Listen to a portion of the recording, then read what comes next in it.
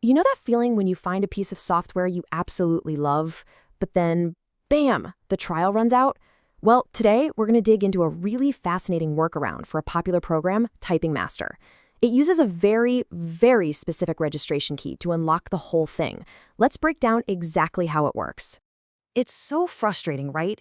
You're just getting into the groove, your typing speed is finally improving, and then the trial period just ends. But what if there was a kind of built-in backdoor? We're about to look at a method that seems to do just that, completely bypassing the trial for Typing Master users. So, what's the secret sauce here? Well, it all kicks off with just two key pieces of information. And trust me, one of them is pretty unexpected. Okay, this is where it gets a little strange. The first thing you need is a specific registration name, and that name is Charity. Yep, just Charity. The second thing is something totally unique to your computer. It's device ID. So, what even is a device ID? Think of it like a digital fingerprint for your computer.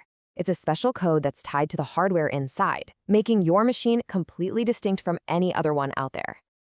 All right, so once you've got your device ID handy, the next move is to generate what's called a charity key. And to do that, you've got to use a special online tool.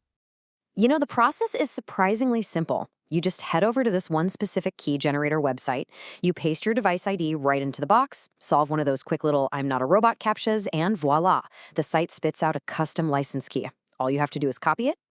Okay, now for the magic moment. You've got that key copied to your clipboard. It's time to pop back over to the Typing Master software and put it to good use.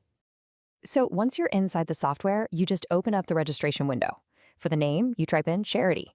Then, in the license field, you paste that key we just generated. Hit confirm, and that's pretty much it.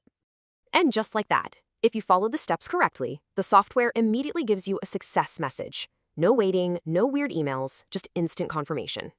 But is it for real? Is the fix actually permanent? Well, to be absolutely sure, there's one last spot we need to check, and that's inside the software's own license info panel. And there it is, the final proof. If you go into the About section, you'll see the license status has been totally changed. It now says License to Charity. This confirms the full activation is done and dusted. So, we know the process works, but it really makes you think, doesn't it? Why does a charity key even exist in the first place? It kind of hints at this whole other world of special access, maybe for schools or nonprofits. It makes you wonder, what other hidden backdoors or special conditions are built right into the software we use every single day?